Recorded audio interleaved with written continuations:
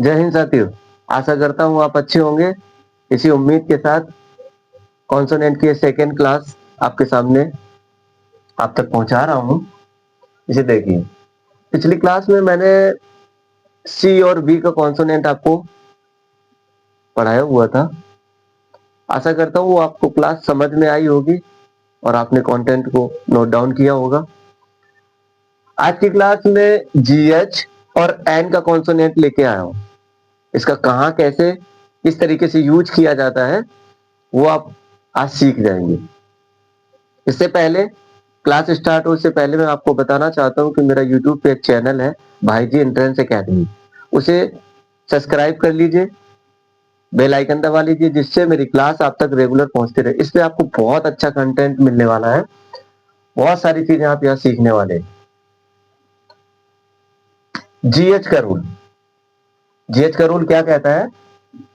Pronunciation of consonant है ना। Consonant मतलब व्यंजन, व्यंजन मतलब जो 21 व्यंजन होते हैं ना, वॉवेल्स को छोड़ के 5 वॉवेल्स और 21 व्यंजन होते हैं वो।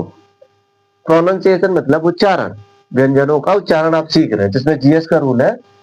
पहला रूल है, फर्स्ट रूल, किसी व्यक्ति वस्तु स्थान, किसी व्यक्ति वस्तु स्थान इत्यादि का नाम लिखने पर जीएच का प्रयोग गा और घा के रूप में किया जाता है। किसी वस्तु, किसी व्यक्ति, किसी स्थान का अगर आप नाम लिख रहे हैं तो ऐसी जगह पर जीएच का प्रयोग गा और घा के रूप में होता है। ठीक है, जैसे मैंने लिखा गालिब। क्या लिखा? गालिब। अब गालिब लिखा तो देखिए यहाँ जीएच यूज हो रहा है, गालिब, गालिब, गालिब। मैंने लिखा यहाँ, एग्जाम्पल बता रहा हूं, मैंने लिखा घनश्याम। देखिए यहाँ जीएच का यूज हो रहा है और यहाँ घा और यहाँ गा और यहाँ घा बन रहा है। तो इस कह रहा था ना, किसी व्यक्ति वस्तु स्थान। अब किसी स्थान का नाम लिखो, वस्तु का नाम लिखो, तो ऐसी जगह पे आपको गा और घा के लिए जीएच का प्रयोग करना पड़ेगा, और जीएच लगाएंगे तो वहां गा और घा पढ़ना पड़ेगा आपको। इसी में नेक्स्ट पैरा देखिए, इसी में जब किसी इंग्लिश वर्ड में, जब किसी इंग्लिश वर्ड में जीएच हो और उसके ठीक पहले, और उसके ठीक पहले स्वर यानी वॉवेल हो, या जीएच के बाद टी हो, तो जीएच का उच्चारण नहीं होता है, मतलब साइलेंट होता है। नहीं होने का मतलब वहां पे लिखने में आएगा, राइटिंग में आएगा, पर पढ़ने में वो साइलेंट हो जाता है। देखिए एग्जाम्पल देखिए और रूल के साथ मैच कराइए।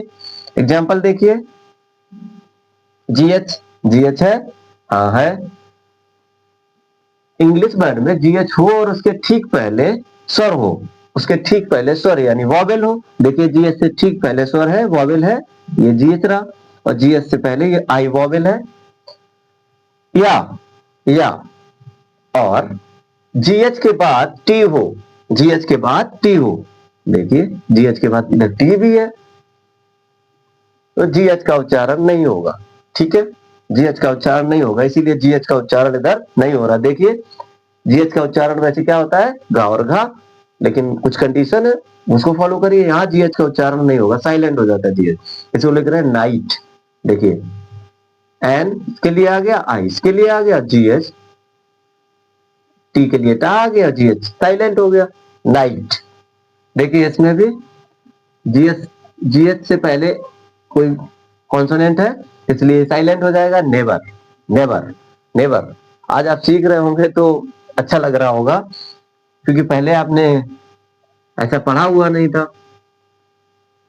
इसे देखिए, plough, plough, plough, GH silent हो जा रहा है, ओनली ये पढ़ा जा रहा है, PLOU, प्लाउ।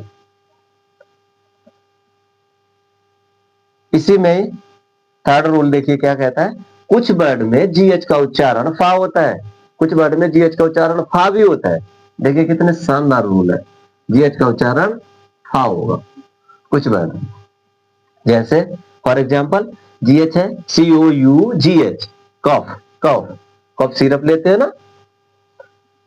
इनफ, जीएच है ना लास्ट में, देखिए जीएच है, इनफ, इनफ, इनफ। इस जीएच को क्या बना दे रहे हैं, जीएच को क्या बना दे रहे हैं, फा। इधर भी जीएच को क्या बना दे रहे हैं, फा।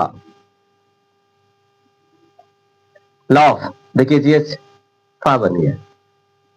रफ, रफ, इसमें जीएच फा बन गया।